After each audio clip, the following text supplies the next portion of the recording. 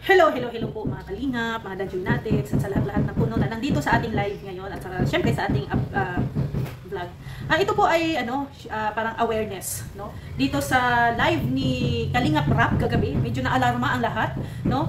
Hindi lamang ang supporters ng Jom Carl, kundi lahat tayo, di ba? Nandito sa Kalingap community. Ito nga yung parang na-alarma si Kalingap Rap tungkol dito kay Carla, no? Kung ano po ito ay panoorin niyo po at pakinggan niyo po ang ang announcement, no, ni Kalingap Rap about kay Carla na dapat siya ay mag-ingat.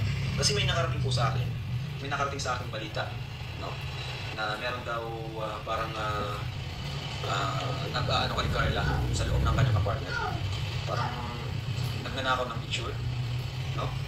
And sinesend dun sa mga grupo nila, sa sponsors. Yun po, medyo delikado po ito. Kahit daw tulog si Carla, pinipicturean para lang may ma-send po sa mga grupo nila, sa mga sponsors, no? Kaya medyo ano po yun, alarming po talaga siya.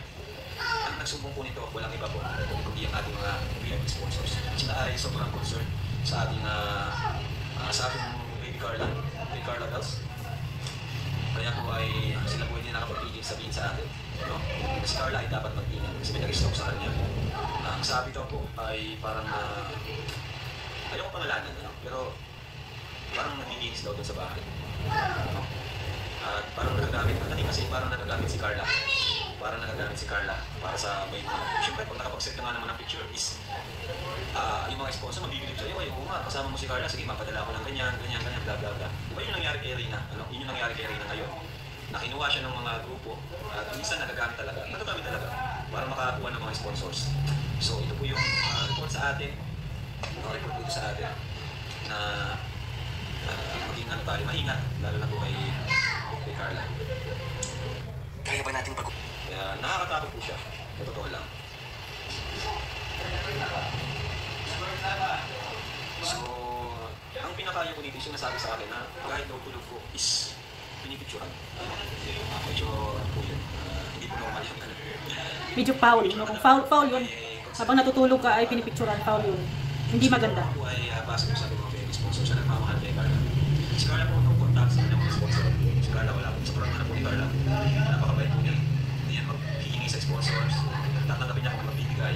Tahimik lang si Carla po siya sa kanyang pag-aaral. Minsan may nakakausap siya, kumustahan lang. Diba? Minsan mga founder nakakausap. Pero ngayon, hindi ko alam kung alam ito ni Carla. Hindi ko alam kung siya aware dito. Pero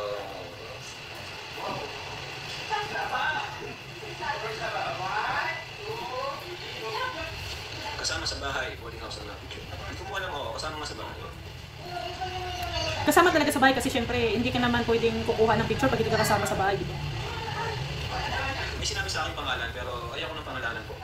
Ayaw ko ng pangalanan. So it means alam na ni Kalingap Rap. Hindi mo isipin na si Rosan sa kasi ano yun. Kasama niya si Rosan sa kasi si Arjun. Hindi po si Rosan, si Arjun. So yan, giklaro naman ni Kalingap Rap. Iba po, parang ano siya. Hindi ko alam kung tagalinis o taga-bro. Parang nabis-bisita din sa apartment. So, yun lang naman po.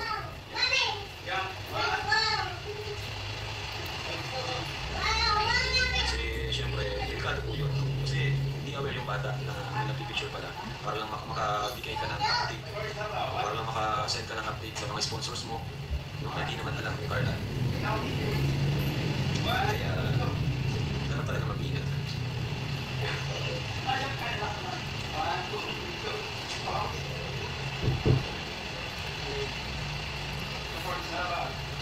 Kaya naging alarma talaga to, no? Alarma sa lahat.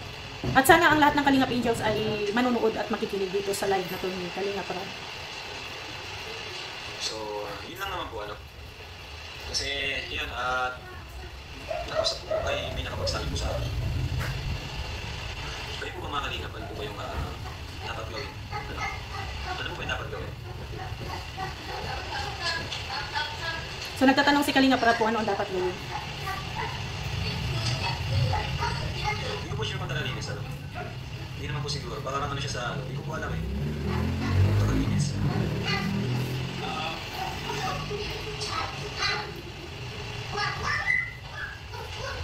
Lagi ng CCTV daw.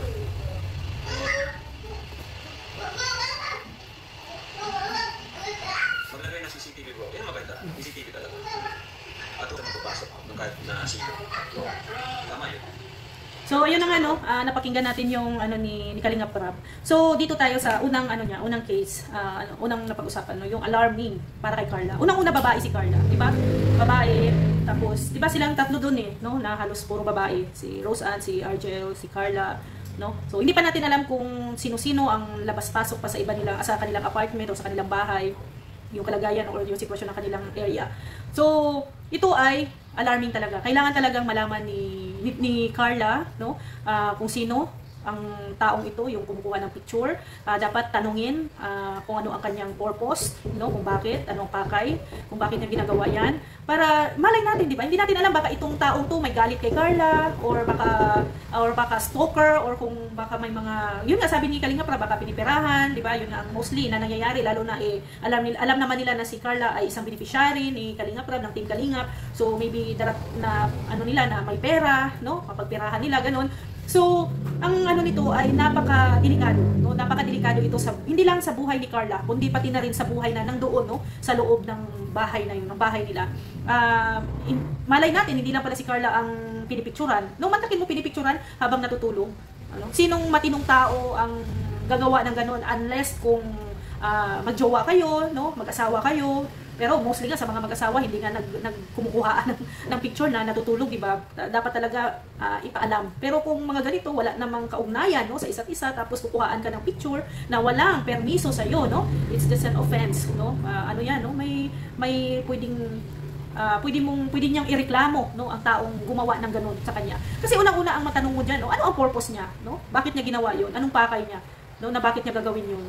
Then sa pangalawa, no, gi-clarify naman ni Kalingap Rab na baka kasi madawit, no, ang pangalan ni Rose Ann at saka ni Argel. So gi-clarify naman ni Kalingap Rab na no, labas sila dito. At syempre, kamag-anak yun ni Carla at hindi yun gagawa ng bagay, no, na hindi alam ni Carla. Syempre, mag-aas ng permiso yun, no, kay Carla. Kung may mga picture man na nangyayari, no, kung magte-take man sila ng picture with Carla, alam ni Carla yan, di ba? Mostly nakikita natin, magkasabay na sila magti-TikTok, di ba? Nagpo-post. So, walang problema. Pero yung alarming talaga is yung natutulog na kumukuha ng picture tapos hindi pa kamag-anak, no? Ang sabi nga ni Kalingap Rab dito, maybe lang, hindi pa naman siya sabi na sure.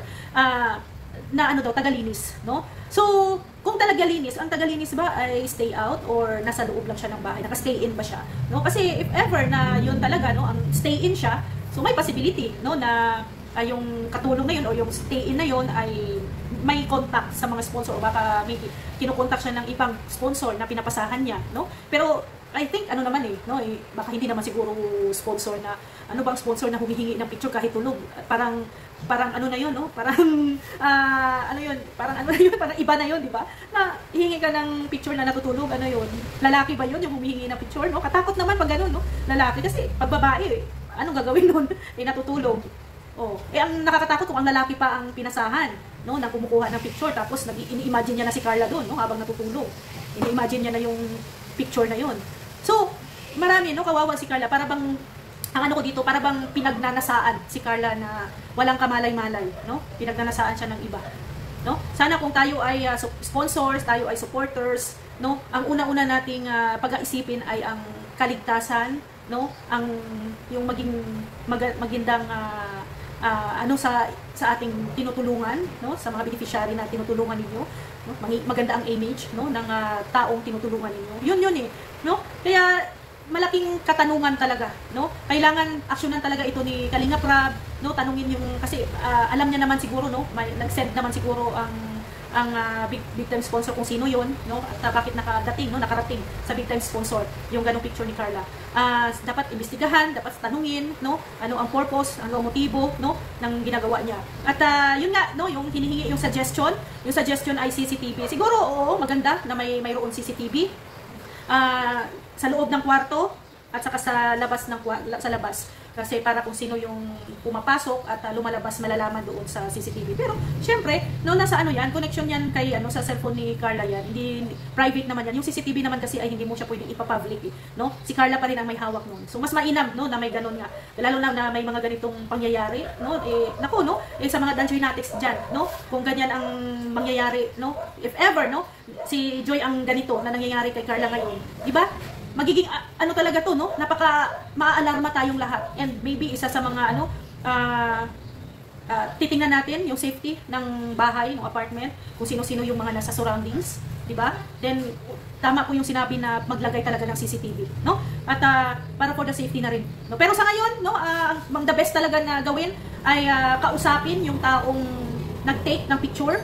Kausapin siya, kailangan siyang tanungin kung ano ang motibo. Kung may mga secret sponsor man na kumukontak sa kanya, kailangan na siyang magsalita para maging ano din, aware din si Carla. Kailangan si Carla ano siya, maging ano siya dito, no? Malakas ang kanyang pakiramdam. Lalong-lalo na no, ito na nga no, na lumalabas nga ang mga ganitong problema na mayroong mga nag-i-spy or mayroong nagti-take picture. Kasi ano no, para bang ginagawa ng kumbaga, yung respeto nawala na, no? Nawala na ang respeto nila kay Carla sa ginawa nilang ganito. So, salamat kay Kalinga Prab kasi nga, no? At saka sa yung sa sponsor, no, na nag-connect kay Rab, nagsumbong kay Rab. Maraming salamat kasi yung concern talaga ninyo ay ano talaga yun, no? Napaka kailangan talagang malaman agad-agad yun.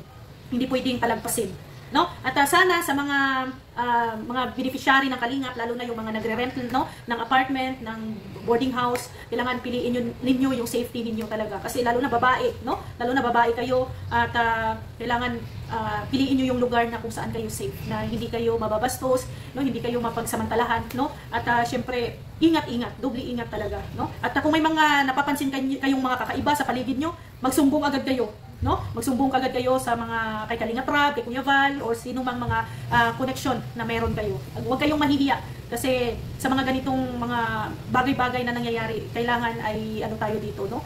Hindi tayo maging kampante, no? Lalo na sa panahon ngayon na halos puro nakademonyuhan ang nasa paligid natin, no? So ayan, sana po ay mag-ingat ng mabuti ang ating mga Kalingap Angels, no? At maging ano kayo, maging mapagmatsyag sa inyong paligid. At maraming salamat kay Kalinga Prab sa actions na ginawa ninyo. At sana sa taong gumawa nito kay Carla, no? At syempre sana ay makonsensya ka, or kung ano man ang motibo mo, no, ay sana hindi mo gamitin sa masama. So maraming salamat din kay Kuya Val Santos Matubang at Edna Vlogs and Kalinga Prab. At maraming salamat sa lahat po ng mga supporters, no, na nandyan palagi po sa atin. At maraming salamat. God bless po sa ating lahat. See you tomorrow. Bye-bye po.